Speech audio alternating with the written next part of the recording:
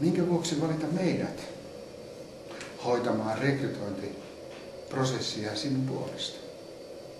No, rekrytointi on vaativa prosessi. Ja sen onnistumiseksi vaan kannattaa käyttää ammattilaista.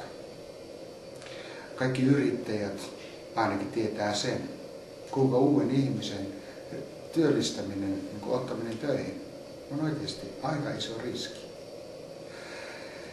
Ja siinä riskissä ehkä tärkein tekijä on se tiedon kerääminen työnhakijasta siitä, että miten hän tulisi toimimaan siinä tehtävässä. No, kyllähän sieltä tietoa saadaan. Esimerkiksi CV:stä. CV kertoo mahdollisimman täydellisesti ja tarkoin sen, että mitä se ihminen on tehnyt, mitä se on opiskellut. Mutta se ei kerro sitä, että miten se on sen tehnyt. Ja sen vuoksi se ei anna kovinkaan paljon ennustettavuutta. Työhakemuksessa ihmiset kertovat sellaisia asioita, mitä ne olettavat olevan tärkeää siinä työllistymisessä. Eikä he sen niin ollen, ne ei kerro kovinkaan paljon itsestään. Ne kertoo semmoisia yleisiä asioita pääasiassa, kun mä olen positiivinen ihminen, minulla on positiivinen asenne, mä olen päämäärätietoinen, tulen hyvin toimeen erilaisten ihmisten kanssa, mä tykkään haasteista. Nämä on niitä tavallisia tarinoita. Tämäkään ei ole ennustettavuutta. No sitten on nämä haastattelut. Haastattelussa työnhakija pyrkii kertomaan itsestään kaiken sen pyhäpuolen, kaiken sen hyvän, minkä hän olettaa myös edistävän hänen työllistymistään. Ja kun kerrotaan pyhäpuolen, niin silloin ei puhuta arkipuolesta ollenkaan.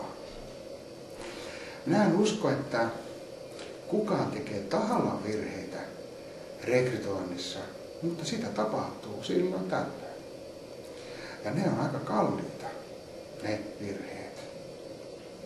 Monta kertaa luotetaan ihan liikaa siihen fiilikseen, mikä siinä haastattelutilanteessa tulee. Ja monesti siinä on vain kysymys siitä, että se työnhakija on tavalla tai toisella pystynyt hurmaamaan sen haastattelijan. Mutta se ei kerro sitä, että miten se tulisi toimimaan siinä työssä. Ja tänä päivänä, kun me edetään 2000-lukua, meillä on olemassa selkeitä mittareita, jotka kertovat ja näyttävät esimerkiksi numeroina sen, että millä tavalla se ihminen luontaisesti toimii erilaisissa tilanteissa, joka oikeasti antaa suoraan mitattavaa olevaa ennustettavuutta, joka ei ole kenenkään tulkinta, vaan se on faktaa. Ja tämä VMD-rekry oikeasti on vaan sitä, että etsitään oikea ihminen oikeaan tehtävään. Ja kun valitset meidät hoitamaan tämän vaativan prosessin sinun puolesta, saat käyttöösi koko meidän osaamisen ihmisestä ja kokemuksen ja ne työkalut ja vieläpä edullisesti. Meidän mottona on, jokaiselle on olemassa oikea paikka.